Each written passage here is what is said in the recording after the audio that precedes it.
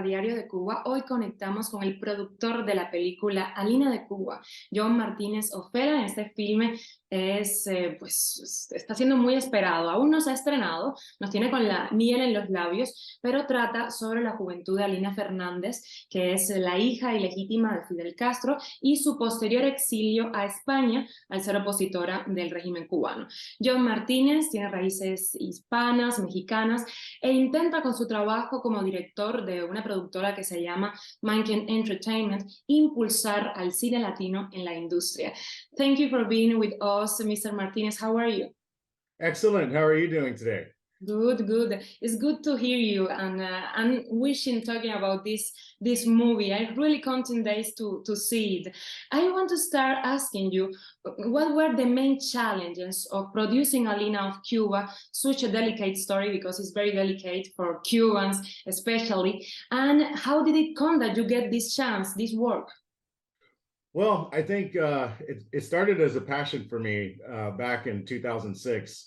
Alina's been a great friend of mine for a really long time. And, I met her back then. And during that time, I saw, when Fidel Castro stepped down because he was ill, and me being a big history buff, I saw a great opportunity to really create something that united Hispanics around the world and also respected, our history and also honored the new history that was unfolding. Mm-hmm.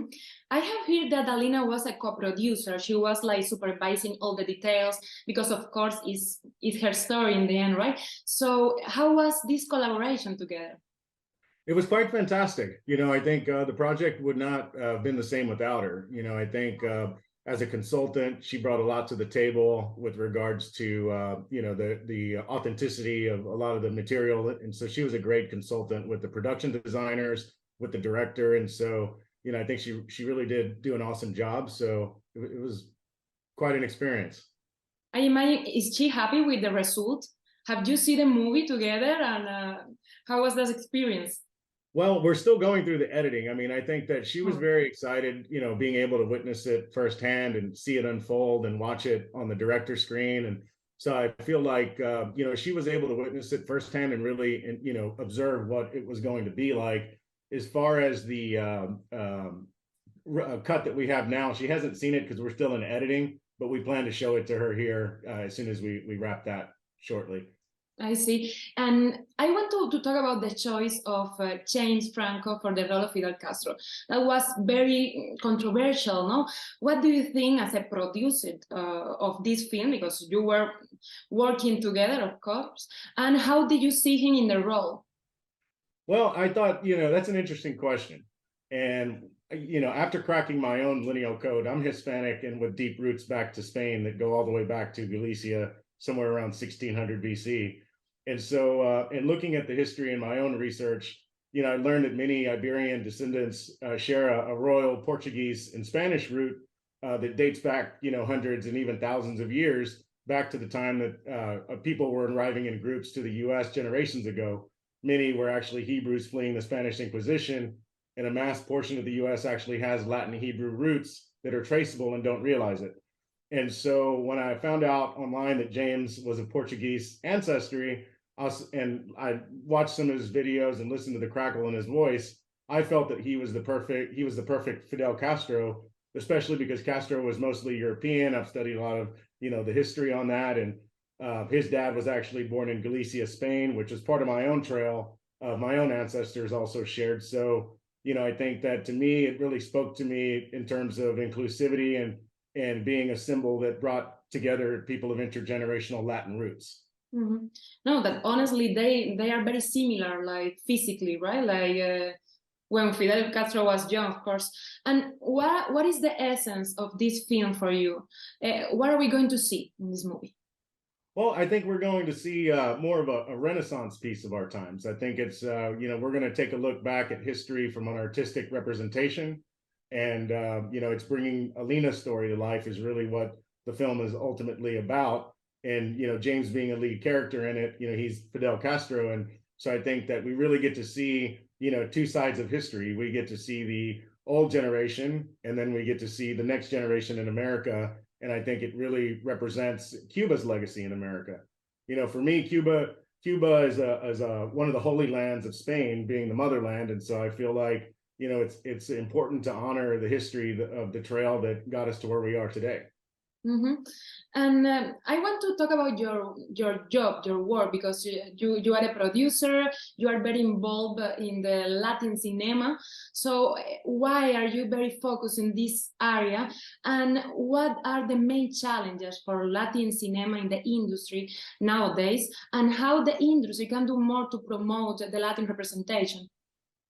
Well, I think you know, I coined the term Hispanic cinema because it's a new term, you know, and no one's really using it. And I really came up with that as an idea to promote my next couple of films, which aim to unite U.S. Hispanics, Spanish, and Latin American awards artists on cross-market collaborations.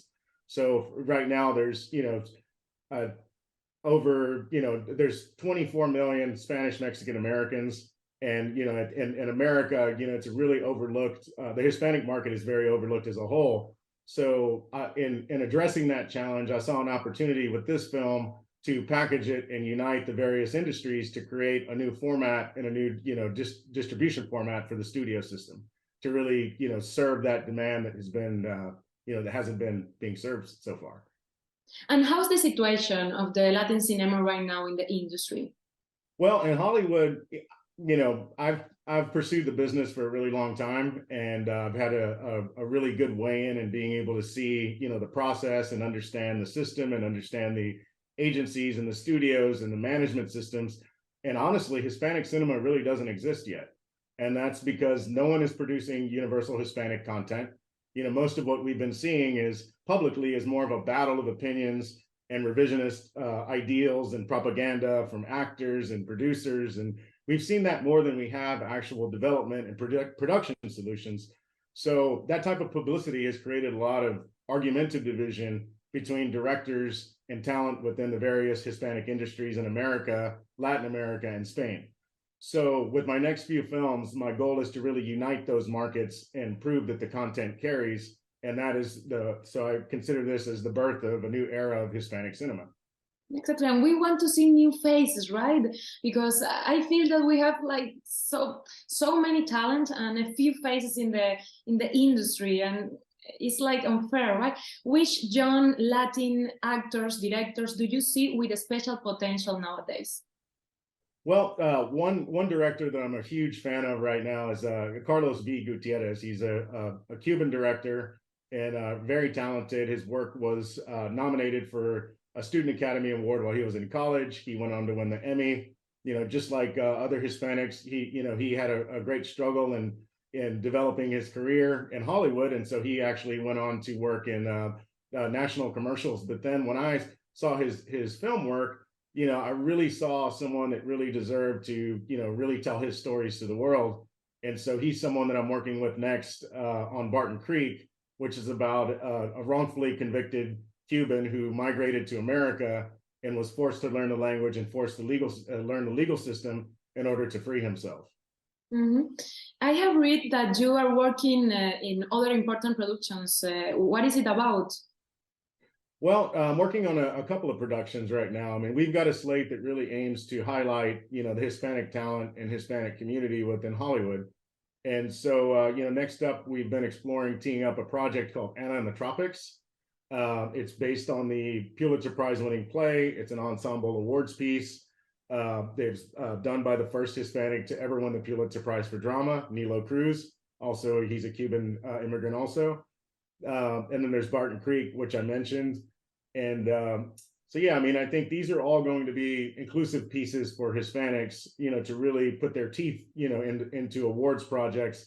But, you know, I don't want to, you know, write off the idea that it's specifically only going to be Hispanic, because I believe in diversity and I'm taking a non-biased approach in our work. So I believe that, you know, these projects will incorporate American actors, Latin American actors, and also Spanish actors. So we want to be more diverse in our casting. And I think that's what our focus with Hispanic cinema really is, and moving it forward is, you know, bringing our culture to light, but not beating it in people's heads, you know, showing it on the screen and bringing the art to life. Mm. Human stories. and content-based, really, to see this movie, to see Alina of Cuba, and of course all the projects that you have in your hands right now. Thank you for being with us in Diario de Cuba, Mr. Martinez. Thank you for your work, also your job of promoting the Latin cinema in the industry that I see is complicated, but it's not impossible, and you are doing it. So thank you again for being with us, and thank you for your time. Thank you so much. Awesome. We keep in touch. Have a great one. Bye-bye.